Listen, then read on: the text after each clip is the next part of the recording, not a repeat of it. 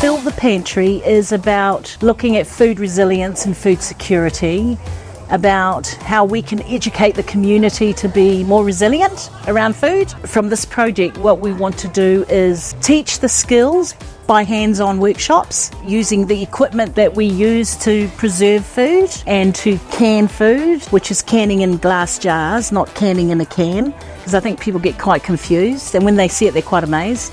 I saw something on YouTube and I thought, wow, what is this? And I'd often wondered how they actually stored food in the tins in the supermarket in the jars. And then I just looked and did research and found out how to do it and got myself a canner, and it's changed our lives. The canning has been really successful in our house. I can everything from pineapple to meat mince. Spaghetti bolognese is a huge hit because the boys love it and they can heat it up and make it themselves. They get a jar of mince, a jar of sauce, cook the pasta and tea's done. I'm just so passionate about taking something that someone would normally throw away and making something so good. It boggles my mind that people won't do that.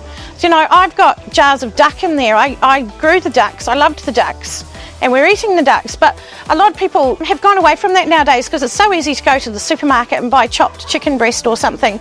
So to me it's a choice, it's a lifestyle choice, and I'm happy to take the time and do that. We grew up having jars and fruit and all those things in the jars under the house.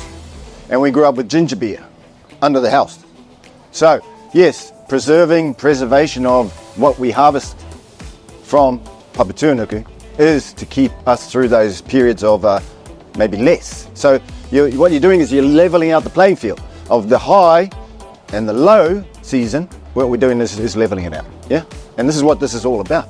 To be able to maintain the abundance through the years, through the period of seasons that is highs and lows in supply. My sister and I really love preserving, and growing up in Pangaru, I learnt to preserve. But obviously when you're a teenager, you don't really listen. And so you get to a certain age where you think, damn it, I should have listened to Auntie when she was teaching me how to jam and preserve. And I think in times like these, those memories have come back, and it's kind of been over the last few years that I've wanted to learn how to preserve again. And I think part of it too is not wasting kai.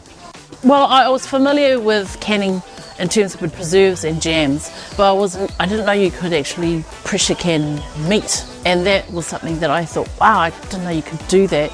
And now I'm really interested to find out, how did our tupuna can or preserve meat? Second thing is actually we've got our own ancient practices around this.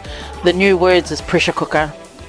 You know, we had our hot springs, we had our traditional ways of cooking our kai, preserving food under the ground or in the trees, or you know, there's so many different things around how we can keep our food preserved for such a long time.